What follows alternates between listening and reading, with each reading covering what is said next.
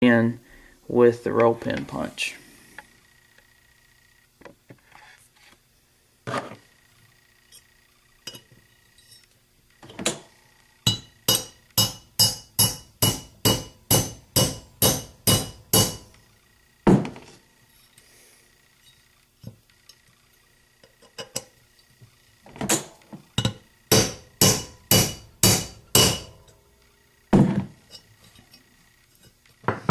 Alright, now as you can see, we've got this roll pin punch secured in, or roll pin secured in, and as you can see now the hole, and this thing is ready to go now. So now we can go back to our trigger and go ahead and get it installed into the lower portion of that receiver. So now I've got my trigger and this portion that rides right on top of it, and I'm going to, with this spring portion, like little legs that are kicking forward, I need to make sure I'm sliding that in to the bottom of that receiver so it's sitting down, and of course your trigger is going to stick out the bottom down here. I've got it in my hand right there. And this portion right here rides just like that. Well, those holes from the trigger and that other piece have to line up. And I'm going to try to get the best shot that I can on that. But you have to line up, and you see you have your safe and your semi. And it's this hole right here that we're going to insert one of these retaining pins into. And it's just going to slide right in. And, well, it's going to slide in with some finagling. That is a technical term as well. But you want to make sure it's all lined up, and then you want to take one of these little black pins that looks like this, and you want to slide that boy right on in there. And you may have to move it up and down and work it to get it to go through. But once it seats all the way like that, now you have a working trigger that's going to be bouncing back just like it's supposed to. Also, what we want to go ahead and do right now is we want to go ahead and put this fire control group in. You know, I call it not a fire control group, but a selector. I'm sorry, I should be calling it a selector. In this particular case, this is just going to be a semi or safe. But what holds this into place and does its work and make sure that it clicks and stays where it's at is there is a large detent pin that's going to slide up in from the bottom. And the actual what's going to hold that into place is going to be this spring and then your handle. Your handle, and like in this case, it has a little hole right here. I don't know if I can get that under the picture. There we go. And this spring slides into it. It's one of the bigger small springs, and of course I just dropped it, which always makes for fun times in finding. There it is. Alright, so it's one of the bigger of the small. It's the smaller. When I say bigger, it's bigger around. You have 3 of these small springs that come in this kit. These 2 over here are about the same size, same length, same everything. Those go to your other detent pins. This fatter one right here, that's a little bit bigger, it's going into the detent that's going to actually take care of your fire select.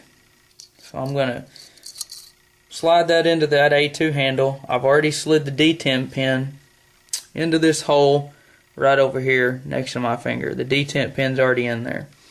And I'm going to slide it to semi, and I'm going to push this handle and make sure that spring slides up into that hole right behind that detent pin. Now I've got my bolt here with the star washer that's going to hold my handle on. I like to put a little bit of thread sealer on there to make sure that it's going to try to stay put. This particular one happens to be a hex screw head. You do have several of them that just come with a standard flat screwdriver head. Those are generally not enjoyable because it's always a fun time trying to get that regular screwdriver head screw to seat down in there while you're trying to place your handle. I got my just a regular old hex tool here, like so. Got my handle in place, got everything in place, and of course there's a hole up in there that you slide the screw into. Uh-oh, it appears as though my hex tool isn't long enough. Well, that's disappointing. So let me go find another one.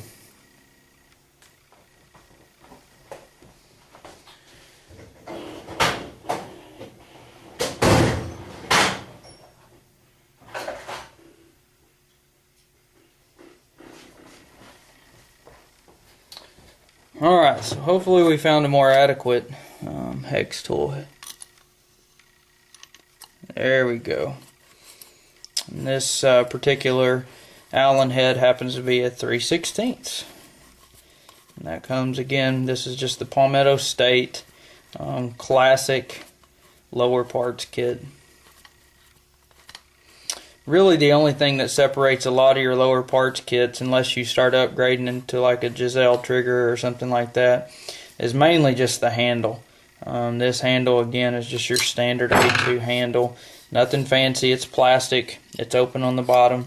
But now your semi, you should be able to flip back and forth to that safe and semi, and of course that spring and that detent is going to catch into the grooves that are on there, and that's going to allow you to just flip that back and forth, and it's going to stay put. So we're going to leave it back on semi, because as we put this hammer in here, it's going to be pretty tricky.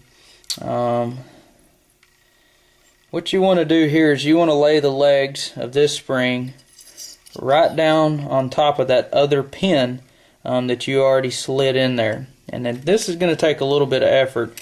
You're going to have to push. Of course, you see I got to shove it up against my chest. Push that spring to where it's flexed, and you got to line up your hole like so, so that we can slide that pin right through there. And again, this is just another one of these pins, retaining pin.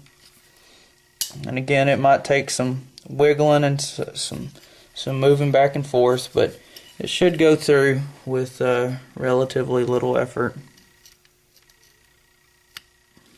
There we go.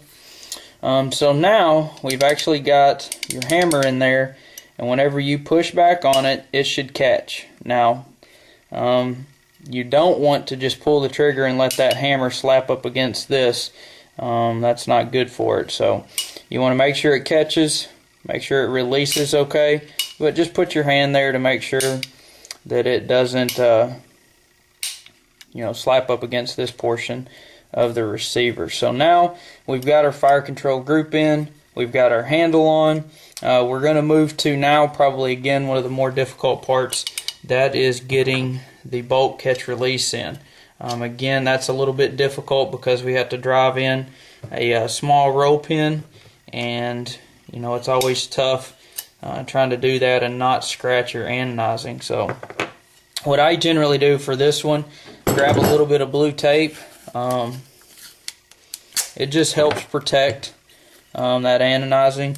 I've actually seen instructional videos where instead of using the roll pin punch, folks use vice grips with tape around the end of it. I personally don't do that, but if you can get it to work, by all means, if you can get it in there, get it in there. But I just place this piece of tape right here because I'm going to be driving this pin in from this angle, from this side, and I want to make sure that if I accidentally hit this with my hammer or with my punch, that I don't scrape this up right here. So it's also nice to have some Birchwood Casey anodizing touch-up around too, if at all possible. So again, I'm going to flip this back over here because I need to use the back side of my vise right here, and I'm just going to go ahead and unscrew it and turn it towards me, so the working surface is at least right here. And I'm going to again probably start this pin. I'm going to look for the tapered end to put into the hole.